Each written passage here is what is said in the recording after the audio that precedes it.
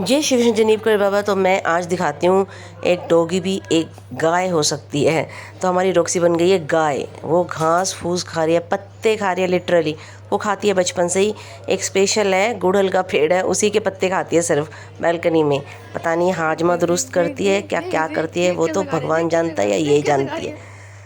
तो मैं हस्बैंड को लेकर के घर का सारा काम करने के बाद हॉस्पिटल आई थी। घर में बच्चों के लिए आलू गोभी की सब्ज़ी रोटी बनाया, मॉर्निंग के जो भी काम थे वो किए। और हम यहाँ आए हस्बैंड की जांच कराने के लिए, शुगर एक्स्ट्रा आदि की। और उसके बाद मेरी सासू माँ ने ना जागरण रखा हुआ था, तो एक दिन में चौकी लगाते हैं जो, तो उनका पहले से प्लान था सासू माँ का। मैं एक दिन पहले हरिद्वार गई थी, फिर मॉर्निंग में मुझे हस्बैंड के साथ डॉक्टर के पास जाना, तो डॉक्टर के पास से मैं सीधी यहीं आई हूँ चौकी पर।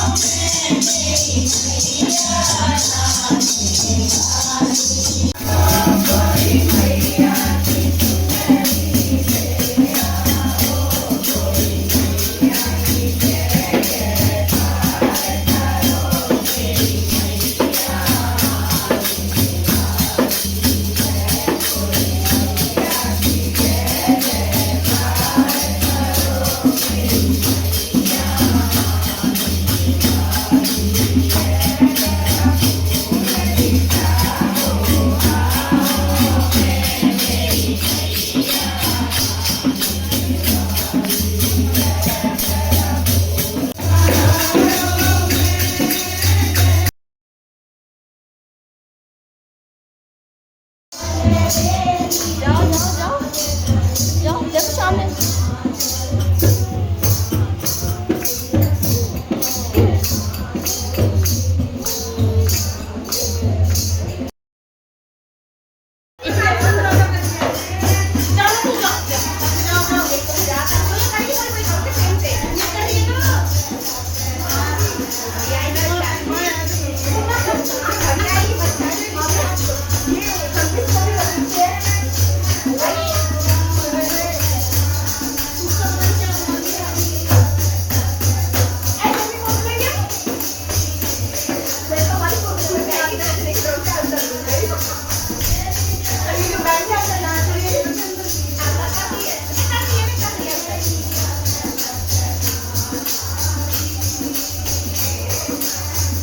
कुछ ज्यादा बुजुर्गों वाला नहीं कर रहे हो?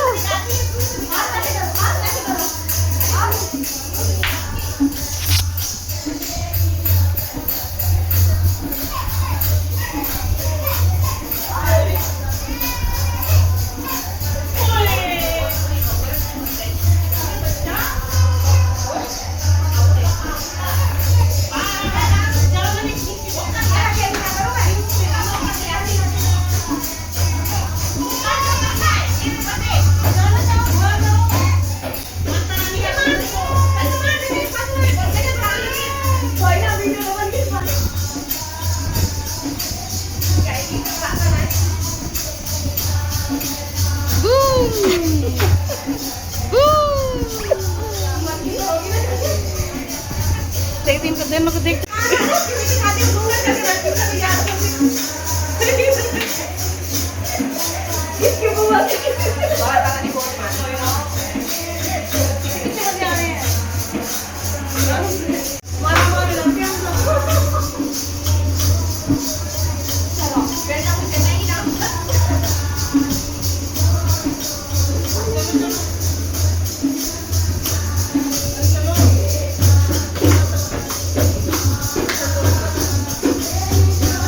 ए मोटी तो भागी।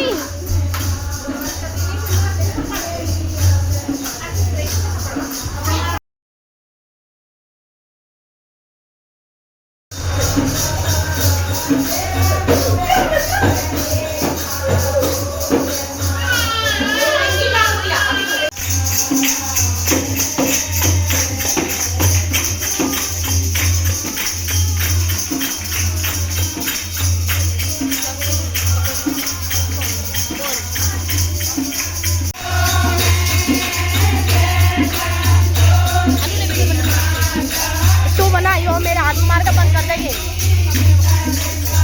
भाई, हाथ मार के कर देगी।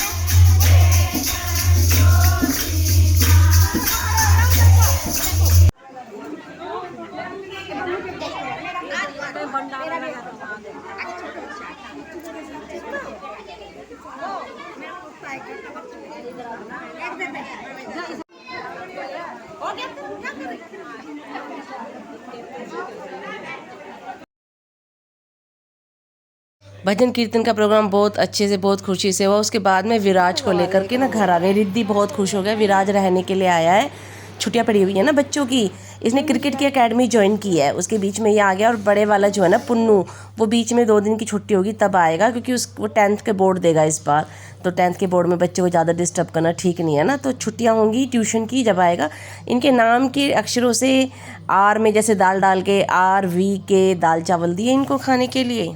V से विराज है इसके नाम का डाला, और ये R से, ये K से कनिष्क है, और R से हमारा हो गया रिधान। इस तरीके से इनको खाना डाल के दिया और मस्ती करेंगे ये 2-3 दिन, खाएंगे पियेंगे मज़े करेंगे, छुट्टियाँ एंजॉय करो।